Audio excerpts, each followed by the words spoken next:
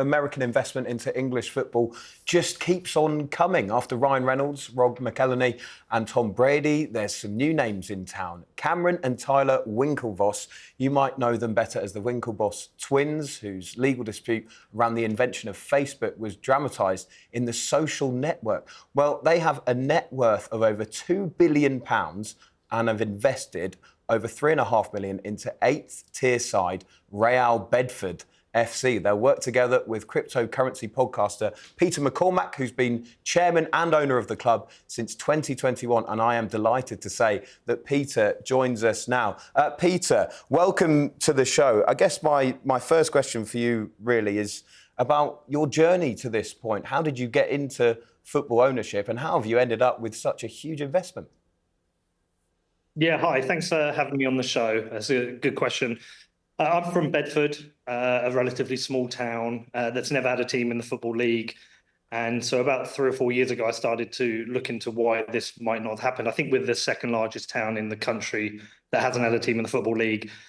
So just doing a little bit of digging around, it just seems like nobody ever really had the business plan to make that a reality. So I started looking at it myself, thinking, how can we do this? Is it possible? And decided that if I was to make the club around a specific issue or a specific topic, similar to how Forest Green did with their environmental things, then that could give us like a commercial advantage, because the only barrier really to climbing up the leagues is the finances of football, obviously, what you guys have been discussing. And so we just built a commercial model. I went out to some sponsors to see if they would be interested. They were. And so I bought a 10th tier club 3 years ago, Bedford FC. We renamed them. They didn't really have any fans. So we renamed them, rebranded them, changed the badge and the logo. And yeah, we've been relatively successful, back-to-back promotions. And we're sat top of the league now. If we win our game in hand, we're 6 points clear. Our women's side we established last year, won the treble. They are also top of their league. And obviously, we've now had the significant investment coming in. But just prior to the investment, just to say that the last 2 seasons we've done this as a profitable club. We've actually paid tax into the treasury for the business we've built. It's interesting you point out Forest Green there, who have that environmental side to them. You've got Wrexham, who had the Hollywood investment. But I believe with you and Bedford, it's about Bitcoin, isn't it? That's the way that you kind of want to sell this as a project. Yeah, and there's 2 elements to the Bitcoin. Previously, I mean, I have a new podcast now, which is based in the UK, but previously I had the biggest show in the world covering Bitcoin. I used to travel around the world interviewing everybody, and I decided to establish ourselves as the Bitcoin club for 2 reasons. Firstly, on the commercial side, I could attract international sponsors. We did a 5-year front of shirt deal with Gemini worth £500,000. It's not a bad deal for a club down in the 8th tier. And we've got a number of really good sponsors covering our men's and women's side.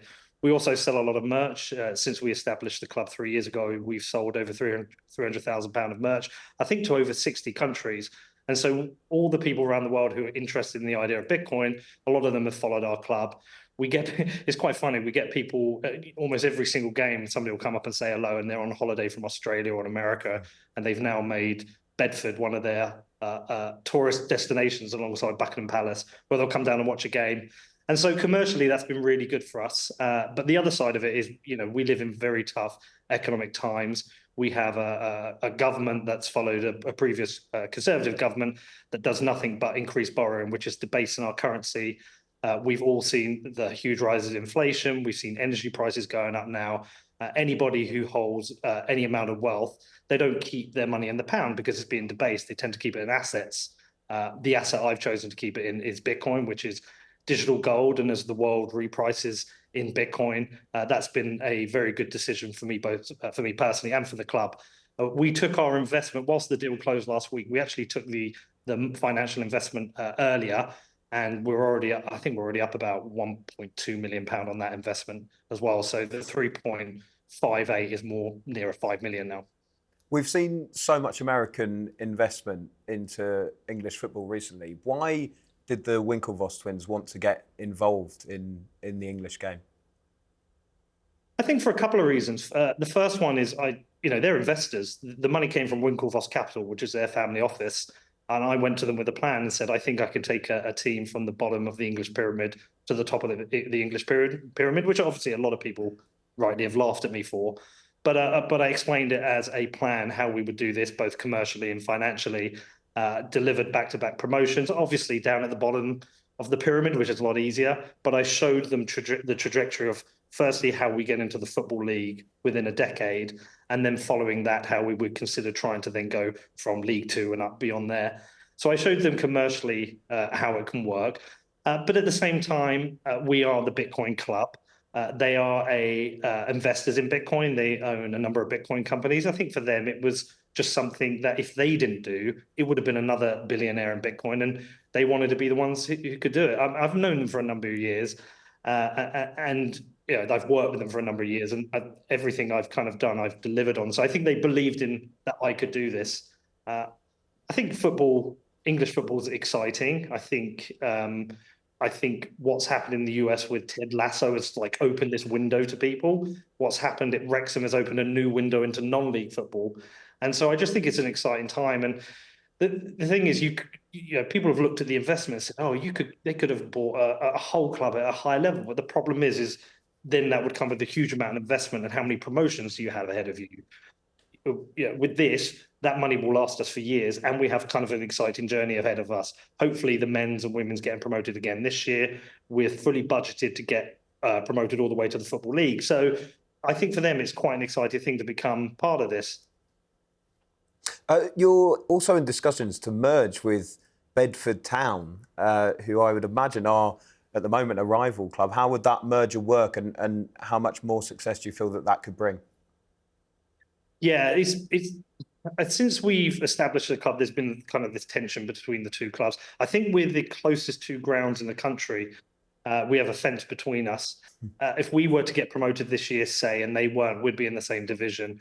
And I think then it will become a kind of war of attrition between the two clubs. Obviously, our balance sheet is very healthy I mean, we've got over £6 million in our balance sheet for a team in the 8th tier. It's a lot of money. If we were to go over budget, even next season, when I'm looking at step 3, it would be £200,000-300,000. So our balance sheet gives us a kind of a long runway for what we want to achieve with football.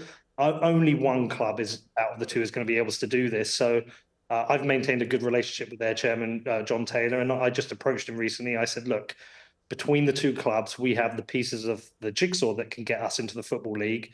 I think it would be time to merge the clubs. So we made an offer.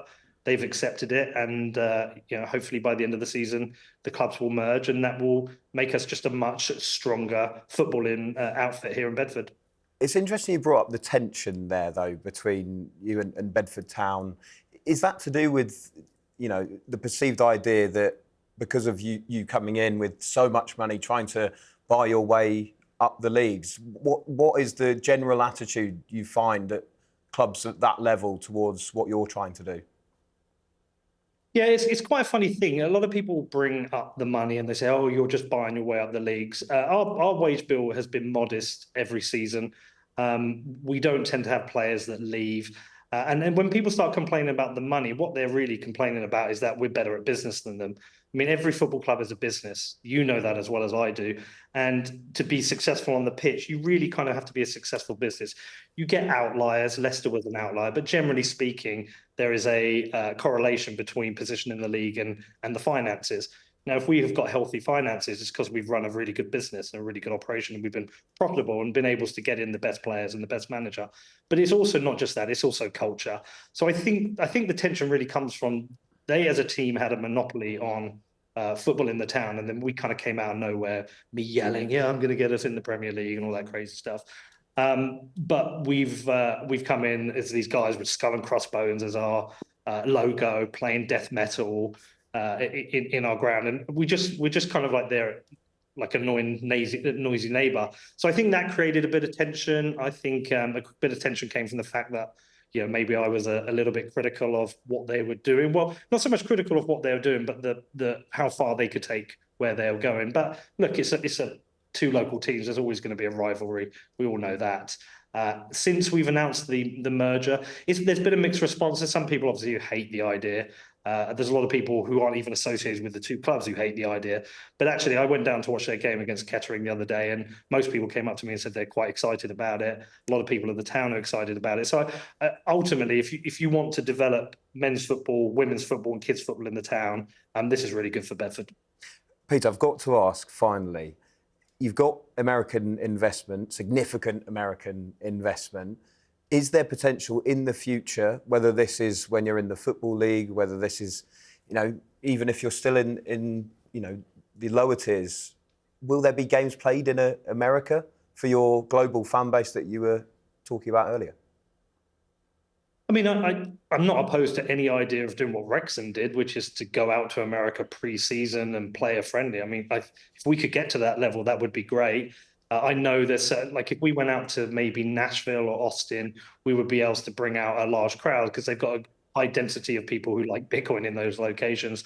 I mean, I'm not opposed to the idea, but look, we are a step 8 team, hopefully going into step 7. Our players are part-time. Us going and doing any kind of tour at the moment is not really on the cards. But yeah, look, you never know for the future. I'd love to do it if it commercially made sense. It was good for the club. Of course, I would do it. But right now, our focus is on building, a club in Bedfordshire which can compete with a team like Luton. Because locally, all the teams have really. That's where our focus is really. Is you've got small clubs like Luton who've managed to outperform and get into the Premier League. Obviously, they're falling back now. Our goal is to really focus on domestically and catching them and getting ahead of them. Peter McCormack, thank you very much indeed, founder of Real Bedford. Maybe one day we will see them in the Premier League.